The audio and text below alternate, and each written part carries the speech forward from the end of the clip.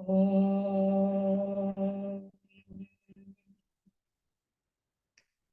ॐ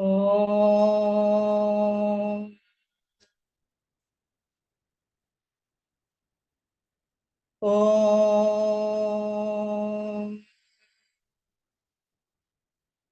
ॐ श्री परमात्मने नमः। अथ द्वादशोऽध्यायः। अर्जुन उवाच एवं सततयुक्ता ये भक्तास्त्वां पर्युपासते ये चाप्यक्षरमव्यक्तं तेषां के योगवित्तमाः। श्रीभगवानुवाच मय्यावेश्य मनो ये मां नित्ययुक्ता उपासते श्रद्धया परयोपेताः ते मे युक्ततमा मताः। ये त्वक्षरमनिर्देश्यम् अव्यक्तं पर्युपासते सर्वत्र गमचिन्त्यं च कूटस्थमचलं ध्रुवं सन्नियम् इन्द्रियग्रामं सर्वत्र समबुद्धयः ते प्राप्नुवन्ति मामेव सर्वभूतहिते रताः। क्लेशोऽधिकतरस्तेषाम् अव्यक्तासक्तचेतसाम् अव्यक्ता हि गतिर्दुःखं देहवद्भिरवाप्यते। ये तु सर्वाणि कर्माणि मयि सन्न्यस्य मत्पराः अनन्येनैव योगेन मां ध्यायन्त उपासते तेषाम् अहं समुद्धर्ता मृत्यु संसारसागरात् भवामि न चिरात् पार्थ मय्यावेशितचेतसां मय्येव मन आधत्स्व मयि बुद्धिं निवेशय निवशिष्यसि मय्येव अत ऊर्ध्वन्न संशयः। अथ चित्तं समाधातुं न शक्नोषि मयि स्थिरम् अभ्यासयोगेन ततः मामिच्छाप्तुं धनञ्जय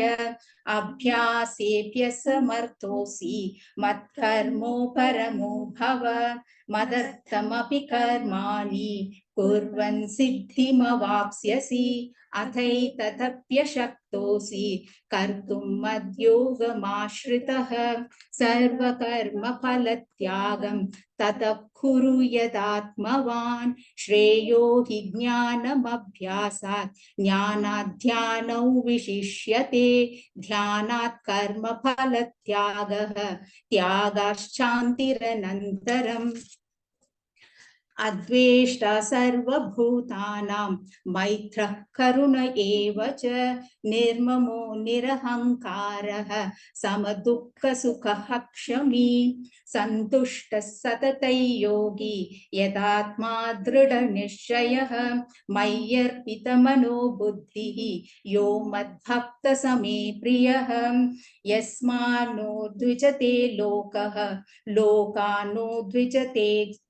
चयः हर्षामर्षभयोद्वेगैः मुक्तो यस्य च मे प्रियः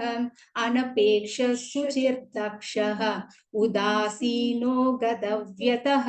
सर्वारम्भपरित्यागी यो मद्भक्तः स मे प्रियः यो न हृष्यति न द्वेष्टि न शोचति न काङ्क्षति शुभाशुभपरित्यागी भक्तिमान् यः स मे प्रियः शमः शत्रौ च मित्रे च तथा मानापमानयोः शीतोष्णसमदुःखेषु समसङ्गविवर्जितः तुल्यनिन्दास्तुतिर्मौनी सन्तुष्टो येन केनचित् अनिकेतः स्थिरमतिः भक्तिमान् यः स मे प्रियः ये तु धर्म्यामृतमिदं यो यथोक्तं पर्युपासते श्रद्धदानां मत्परमाः भक्तास्तेतीव मे प्रियाः। ॐ तत्सत् इति श्रीमद्भगवद्गीतासु उपनिषत्सु ब्रह्मविद्यायां योगशास्त्रे श्रीकृष्णार्जुन संवादे भक्तियोगो नाम द्वादशोऽध्यायः। अथ त्रयोदशोऽध्यायः। श्रीभगवानुवाच इदं शरीरं कौन्तेय क्षेत्रमित्यभिधीयते एतद्यो वेत्ति तं प्राहुः क्षेत्रज्ञ इति तद्विदः क्षेत्रज्ञं चापि मां विद्धि सर्वक्षेत्रेषु भारत क्षेत्रक्षेत्रज्ञयोः ज्ञानं यत्तज्ज्ञानं मतं मम तत्क्षेत्रं यच्च यादृच्च यद्विकारि यतश्च यत् स च यो यत्प्रभावश्च तत्समासेन मे शृणु ऋषिभिर्बहुधा गीतं छन्दोभिर्विविधैः पृथक् ब्रह्मसूत्रपदैश्चैव हेतुमद्भिर्विनिश्चितैः महाभूतान्यहङ्कारः बुद्धिरव्यक्तमेव च इन्द्रियाणि दशैकञ्च पञ्चचेन्द्रियगोचराः इच्छा द्वेषः सुखं दुःखं सङ्घातश्चेतना धृतिः एतत्क्षेत्रौ समासेन सविकारमुदाहृतम् अमानित्वमदम्भित्वम् अहिंसा क्षान्तिरार्जवम् आचार्योपासनौ शौचं स्थैर्यमात्मविनिग्रहः इन्द्रियार्थेषु वैराग्यम् अनहङ्कार एव च जन्म मृत्युजरा व्याधि दुःखदोषानुदर्शनम् असक्तिरनभिष्वङ्गः पुत्रदारगृहादिषु नित्यं च समचित्तत्वम् इष्टानिष्टोपपत्तिषु मयि चानन्ययोगेन भक्तिरव्यभिचारिणी विविक्तदेशसेवित्वम् अरतिर्जनसंसदि अध्यात्मज्ञाननित्यत्वम् तत्त्वज्ञानार्थदर्शनम् एतज्ज्ञानमिति प्रोक्तम् अज्ञानै यदतोऽन्यथा ज्ञेयै यत्तत् प्रवक्ष्यामि यज्ञात्वामृतमश्नुते अनादिमत्परं ब्रह्म न सत्तन्नासदुच्यते सर्वतः पाणिपादं तत् सर्वतोक्षिशिरोमुखं सर्वतः श्रुतिमल्लोके सर्वमावृत्य तिष्ठति सर्वेन्द्रियगुणाभासं सर्वेन्द्रियविवर्जितम् असक्तौ सर्वभृच्चैव निर्गुणं गुणभोक्तृ च बहिरन्तश्च भूतानाम् अचरञ्चरमेव च सूक्ष्मत्वात् तदविज्ञेयम् दूरस्थं चान्तिके च तत् अविभक्तं च भूतेषु विभक्तमिव च स्थितं भूतभर्तृ च तज्ज्ञेयं ग्रसिष्णुप्रभविष्णु च ज्योतिषामपि तज्ज्योतिः तमसः परमुच्यते ज्ञानं ज्ञेयं ज्ञानगम्यं हृदि सर्वस्य विष्ठितम् इति क्षेत्रं तथा ज्ञानं ज्ञेयं चोक्तं समासतः मद्भक्त एतद्विज्ञाय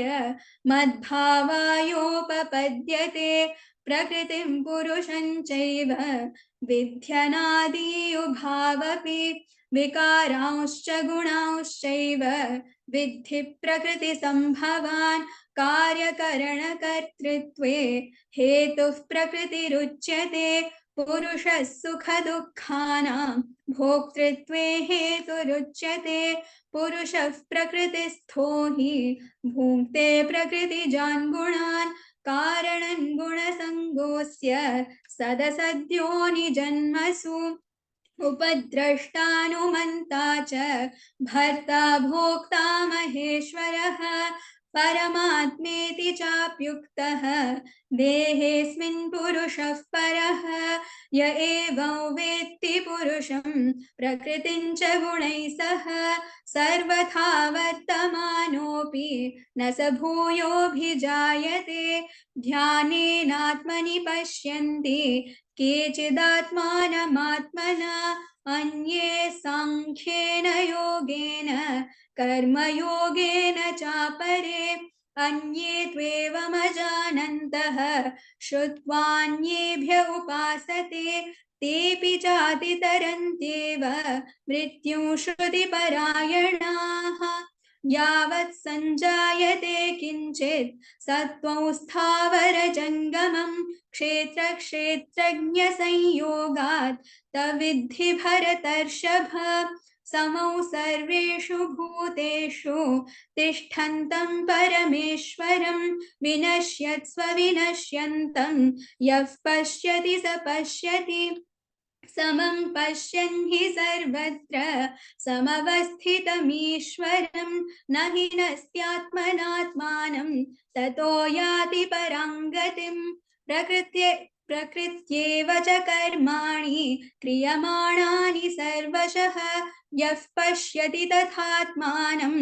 अकर्तारं स पश्यति यदा भूतपृथग्भावम् एकस्थमनुपश्यति तत एव च विस्तारं ब्रह्म सम्पद्यते तदा अनादित्वान् निर्गुणत्वात् परमात्मायमव्ययः शरीरस्थोऽपि कौन्तेय न करोति न लिप्यते यथा सर्वगतं सौक्ष्म्यात् आकाशन्नोपलिप्यते सर्वत्रावस्थितो देहे तथात्मानोपलिप्यते यथा प्रकाशयत्येकः कृत्स्नल्लोकमिमौ रविः क्षेत्री तथा कृत्स्नं प्रकाशयति भारत क्षेत्रक्षेत्रज्ञयोरेवम् अन्तरज्ञानचक्षुषा भूतप्रकृतिमोक्षं च ये विदुर्यान्ति ते परम् ॐ तत्सत् इति श्रीमद्भगवद्गीतासु उपनिषत्सु ब्रह्मविद्यायां योगशास्त्रे श्रीकृष्णार्जुनसंवादे क्षेत्रक्षेत्रज्ञविभागयोगो नाम त्रयोदशोऽध्यायः।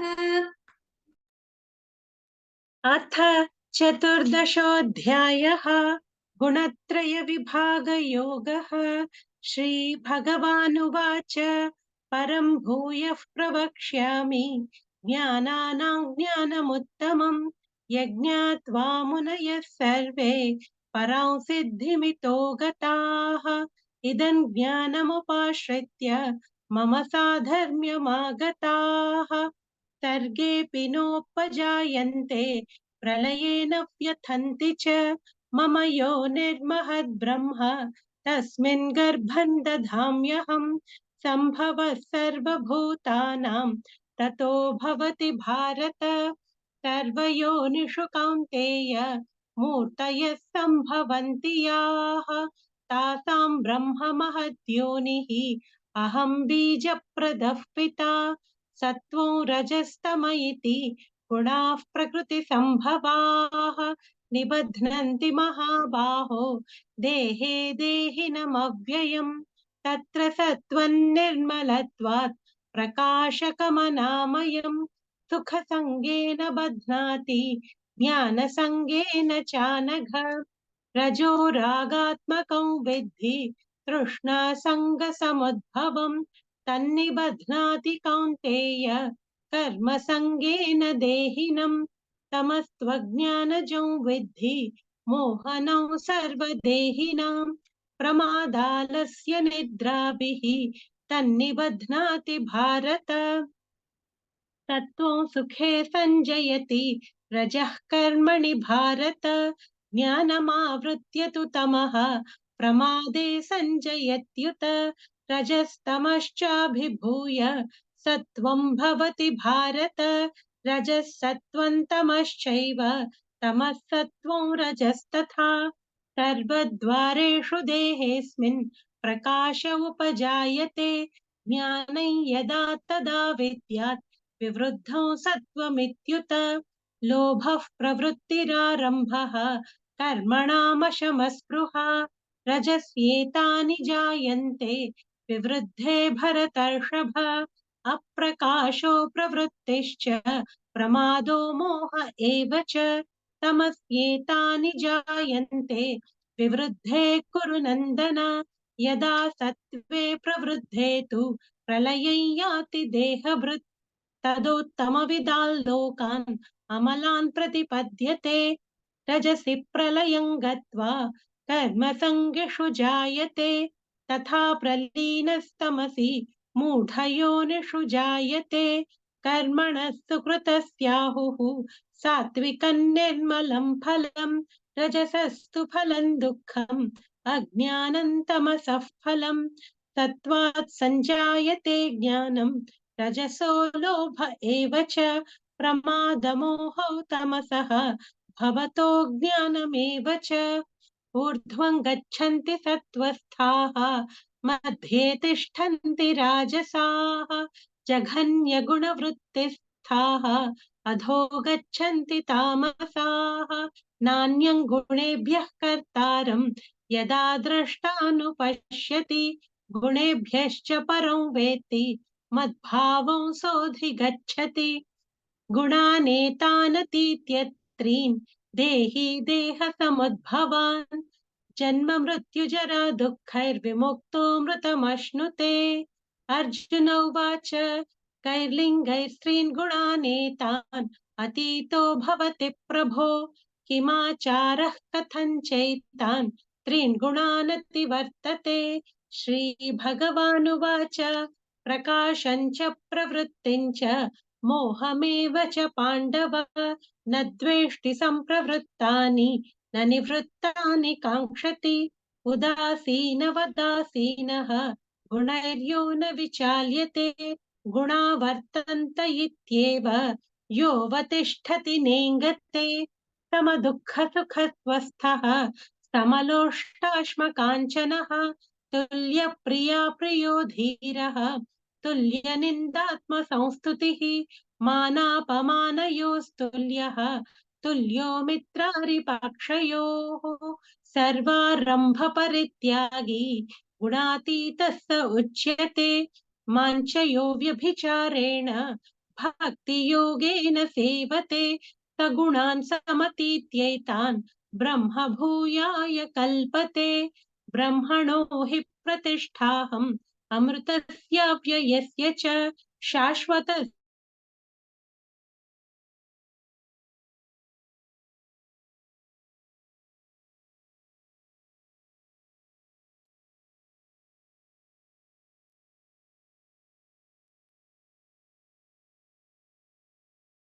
शाश्वतस्य च धर्मस्य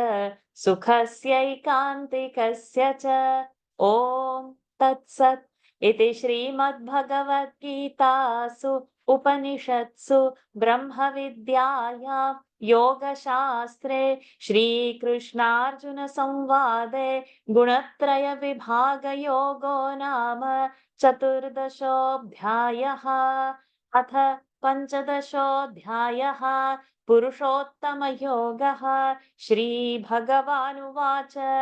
ऊर्ध्वमूलमधः शाखम् अश्वत्थं प्राहुरव्ययम् छन्दांसि यस्य पर्णानि यस्तं वेद स वेदवित्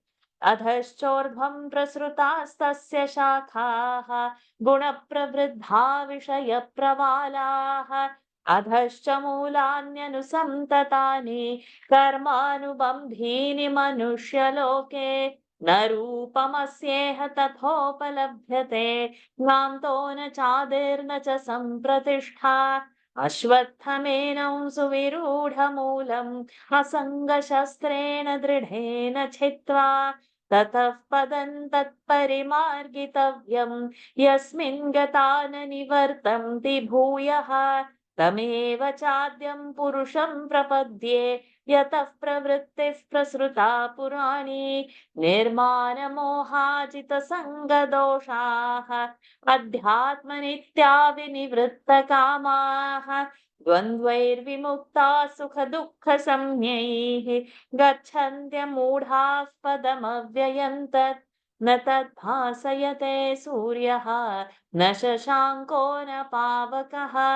यद्गत्वा न निवर्तन्ते तद्धाम परमं मम ममैवांशो जीवलोके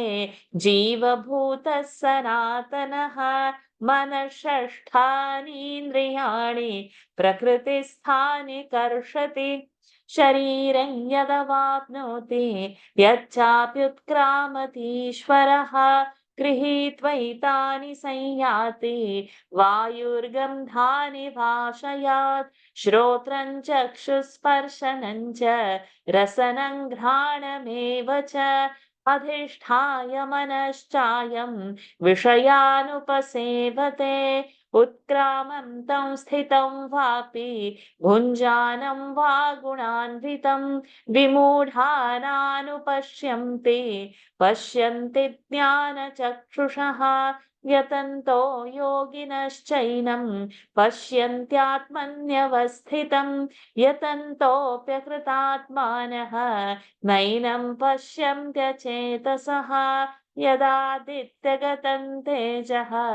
जगद्भासयतेऽखिलं यच्चन्द्रमसि यच्चाग्नौ तत्तेजो विद्धि मामकम् गामाविश्य च भूतानि धारयाम्यहमोजसा पुष्णामि चौषधीः सर्वाः सोमो भूत्वा रसात्मकः अहं वैश्वानरो भूत्वा प्राणिनां देहमाश्रितः प्राणापानसमायुक्तः पचाम्यन्नं चतुर्विधम् सर्वस्य चाहं हृदि सन्निविष्टः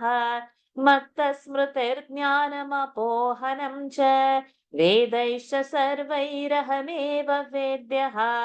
वेदान्तकृद्वेदविदेव चाहं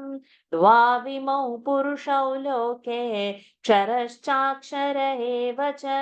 क्षरः सर्वाणि भूतानि कूटस्थोऽक्षर उच्यते उत्तमः पुरुषस्त्वम्यः परमात्मेत्युदाहृतः यो लोकत्रयमाविश्य बिभर्त्यव्यय ईश्वरः यस्माक्षरमतीतोऽहम् अक्षरादपि चोत्तमः तोऽस्मि लोके वेदे च प्रथितः पुरुषोत्तमः यो मामेवमसम्मूढः जानाति पुरुषोत्तमं स सर्वविद् भजति मां सर्वभावेन भारत इति गुह्यतमं शास्त्रम् इदमुक्तं मया नघ एतत् बुद्ध्वा बुद्धिमान् स्यात् कृतकृत्यश्च भारत ॐ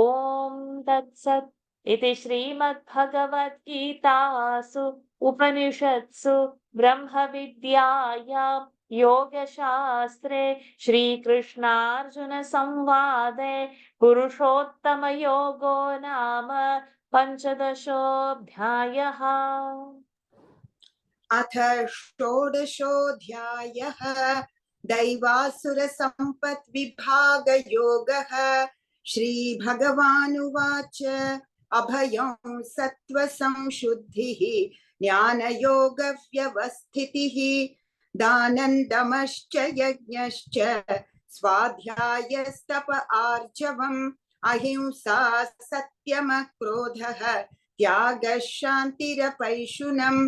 दया भूतेष्वलोलुप्त्वम् मार्दवं ह्रीरचापलम् तेजः क्षमा धृतिः शौचम् अद्रोहो नातिमानिता भवन्ति सम्पदं दैवीम् अभिजातस्य भारत दम्भो दर्पोऽभिमानश्च क्रोधः पारुष्यमेव च अज्ञानं चाभिजातस्य पार्थ सम्पदमासुरीं दैवी सम्पद्विमोक्षाय निबन्धायासुरीमता मा शुच सम्पदं दैवीम् अभिजातोऽसि पाण्डव द्वौ भूतसर्गौ लोकेऽस्मिन् दैव आसुर एव च दैवो विस्तरशः प्रोक्तः आसुरं पार्थ मे शृणु प्रवृत्तिं च निवृत्तिं च जना न विदुरासुराः न शौचं नापि चाचारः न सत्यं तेषु विद्यते असत्यमप्रतिष्ठन्ते जगदाहुरनीश्वरम् अपरस्परसम्भूतं किमन्यत् कामहैतुकम् एतान् दृष्टिमवष्टभ्य नष्टात्मानोऽल्पबुद्धयः प्रभवन्त्युग्रकर्माणः क्षयाय जगतो हिताः काममाश्रित्य दुष्पूरं दम्भमानमदान्विताः मोहात् गृहीत्वा सद्ग्राहान् प्रवर्तन्ते शुचिव्रताः चिन्तामपरिमेयाञ्च